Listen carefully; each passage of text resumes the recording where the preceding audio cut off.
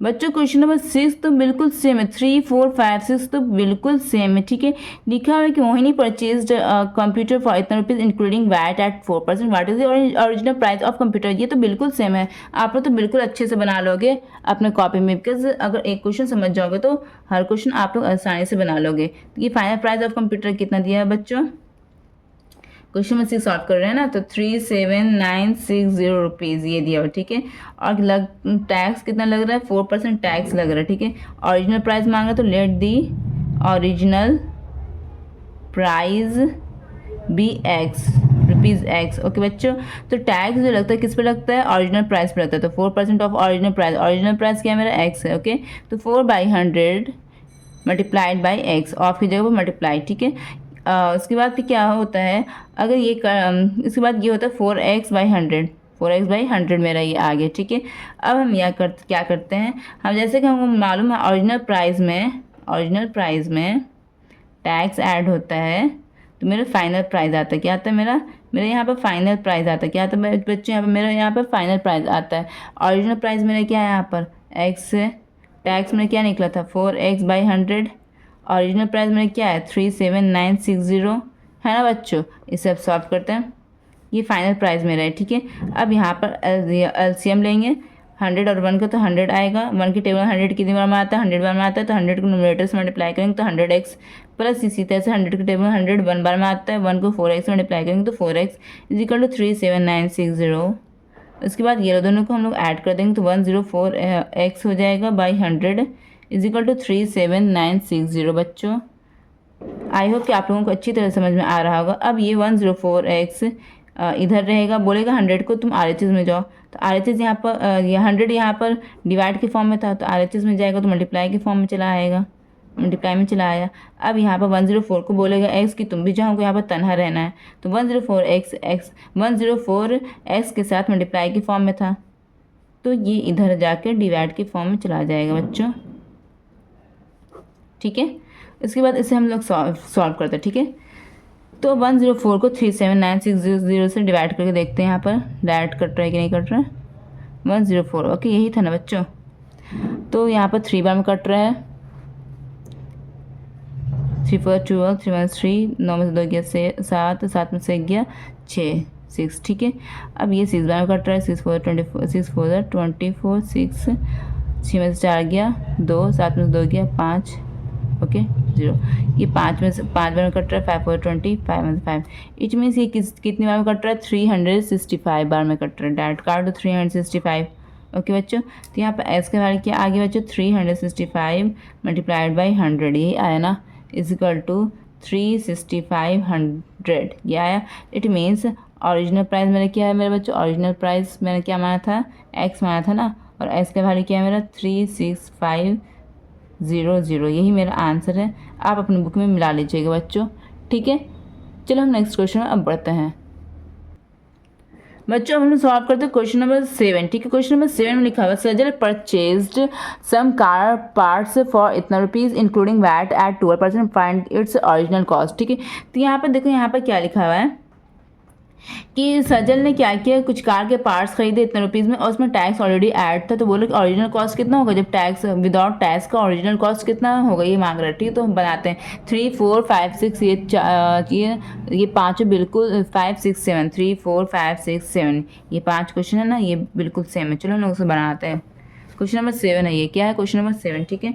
तो चलो क्वेश्चन 7 में क्या था, फाइनल प्राइस कितना में था मेरा, फाइनल प्राइस मेरा था 20776, यही था ना, और टैक्स कितना लग रहा है 12% टैक्स लग रहा है, कितना लग रहा है 12% टैक्स लग रहा है यहाँ पर, ठीक है।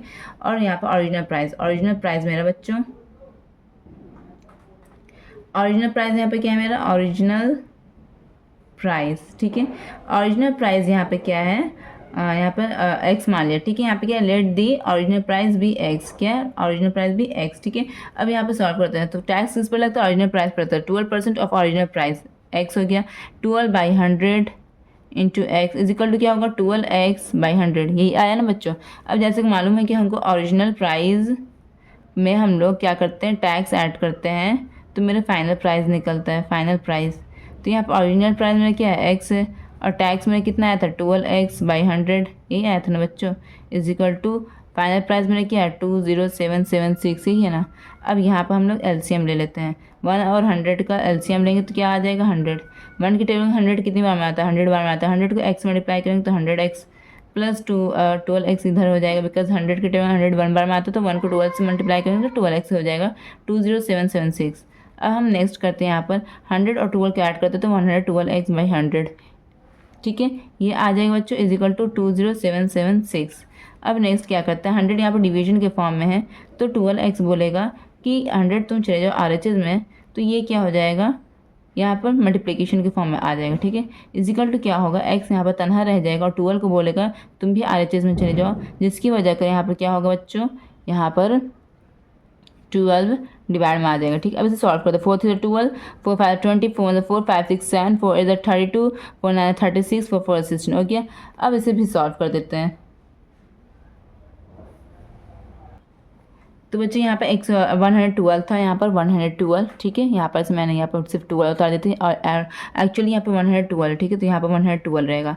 तो जब इसे ऊपर 3 से काटा तो नीचे किससे कटेगा, सॉरी इसको हम लोग काट देते हैं। चलिए यहाँ पे बनाते हैं, यहाँ पर 112 था, ठीक है, तो ये इस तरह से यहाँ पे क्या आ जाएगा 20776 इंटू 100, 112 किधर चला जाएगा, यहाँ पर डिनोमिनेटर में आएगा, बिकॉज यहाँ मल्टीप्लिकेशन के फॉर्म में, तो यहाँ पर डिनोमिनेटर में आएगा, ठीक है। इसे काटिए, 2 5 10, 2 6 12 कट गया, 2 1 2 0, 2 3 6, 1 7 2 8 16, 2 8 16 कट गया यहाँ पर।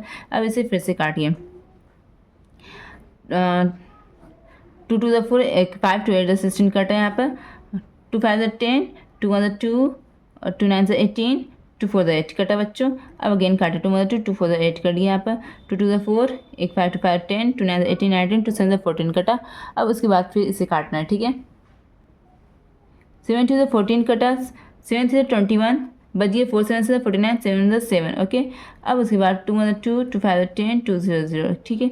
तो ऊपर मेरे क्या यहाँ पर देखो, यहाँ पर जगह नहीं था बच्चों, तो इसलिए इसे हमारे नीचे इसे धर के, एक्चुअली ये डिनोमिनेटर में नहीं, ये न्यूमरेटर ही में, बिकॉज इधर से काट के ला रहे थे ना, तो ये न्यूमरेटर में, बिकॉज ऊपर में यहाँ पर जगह नहीं थी इसलिए हम नीचे लिख दिया। तो न्यूमरेटर में क्या क्या बचा, 371 इंटू 50, ओके। तो एक्स का ये वैल्यू, तो यहाँ पर क्या आ गया, 5 को 371 से मल्टीप्लाई करो, 5 में 5, 5 से 35 का 5, बाकी बचे 3, 5 से 15, 16 17 18 और 0 पेंडिंग था, 0 के यहाँ पर अटैच कर दो, रुपीज़, ठीक है। इट मीन्स ओरिजिनल प्राइस मेरा क्या आ गया, original price is equal to 18,550 rupees, यही मेरा आंसर है बच्चों। आप अपने बुक में मिला लेना, ओके। अब हम नेक्स्ट क्वेश्चन की तरफ बढ़ते हैं, ठीक है बच्चों। क्वेश्चन नंबर 8 भी बिल्कुल सेम है, 3 4 5 6 7 8 ये बिल्कुल सेम है। लिखा हुआ है कि the sale price of TV set including VAT is इतना रुपीज़, कह रहे कि टीवी सेट का जो प्राइस है जिसमें ऑलरेडी टैक्स इंक्लूड है वो इतना रुपीज़ है, ठीक, और टैक्स कितना दे रहे हैं 8% कह रहे हैं। तो बताओ कि list price of this TV set क्या होगी, मतलब कि original price of TV set क्या होगी। तो चलो हम इसे बनाते कॉपी में। ये मेरा क्या होगी बच्चों, ये मेरा क्वेश्चन नंबर 8 चल रहा है ना, हाँ क्वेश्चन नंबर 8। तो यहाँ पर सब फाइनल प्राइस कितना टीवी का दिया हुआ है इंक्लूड करके, टैक्स इंक्लूड करके फाइनल प्राइस टीवी का दिया हुआ है 27,000 रुपीज़, ये दिया ना, और टैक्स कितना लग रहा है 8% टैक्स लग रहा है। कितना लग रहा है टैक्स, 8% टैक्स लग रहा है। ओरिजिनल प्राइस मांग रहे हैं तो लेट दी ओरिजिनल प्राइस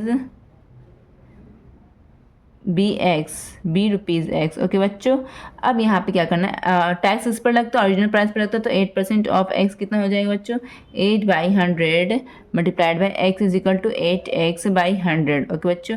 जैसे कि हम लोगों को मालूम है ओरिजिनल प्राइस में हम लोग क्या करते हैं, ओरिजिनल प्राइस में हम लोग टैक्स इंक्लूड करते हैं, टैक्स ऐड करते हैं, तब जाकर मेरा फाइनल प्राइस आता है, तब जाकर मेरा क्या आता है, फाइनल प्राइस आता है बच्चों। तो ओरिजिनल प्राइस मेरा क्या है, एक्स प्लस टैक्स में कितना निकला 8x/100 is equal to final price क्या है मेरा 27,000, ओके बच्चे। तो हम इसे आगे सॉल्व करते हैं, ठीक है।